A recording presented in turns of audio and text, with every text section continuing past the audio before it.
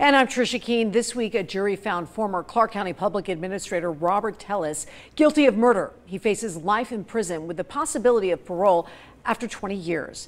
Now, the past 2 years have been extremely difficult for the newsroom he left behind at the Las Vegas Review-Journal. But as the executive editor, Glenn Cook, told me exclusively today in a sit-down interview, they have kept the memory of their devoted journalist alive.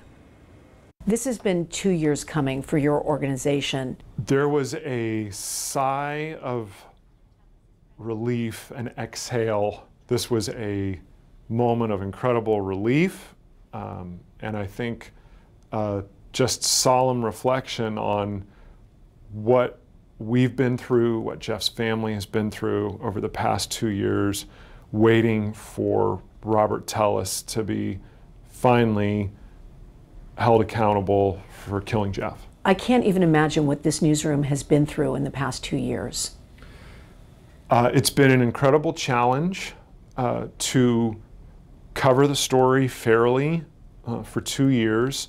You know, we continued our investigation of Robert Tellis after his arrest. We did a lot of reporting on his background that we published through the end of 2022, the year that Jeff was killed. It was very difficult for that long period of time to cover the judicial proceedings fairly, knowing the mountain of evidence that existed against him, that this man very likely killed our colleague, and the guilty verdict, I think, was a just one. What was the newsroom's take as a whole on him testifying in his own defense? It was bizarre. It was long, rambling. I was incredibly grateful that the jury did not believe him. What did you think about that when you heard the questions that the jury was asking in this case? Who knew when we were doing that story that getting some B-roll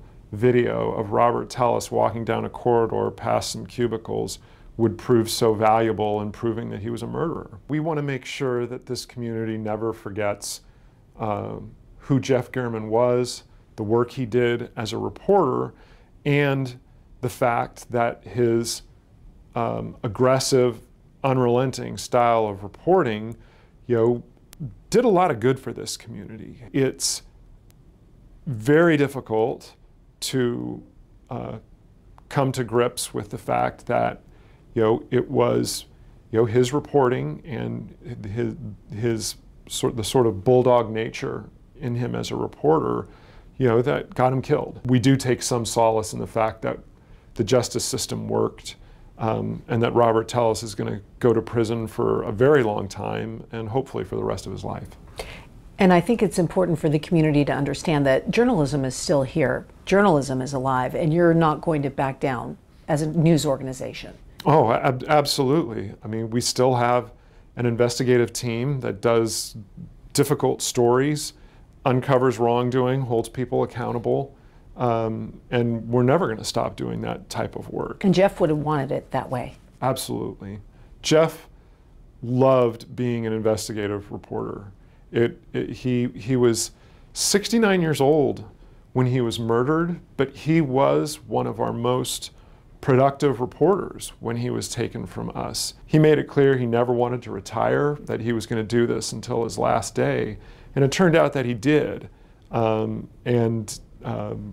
We're never going to forget him, and I hope that this community never does either.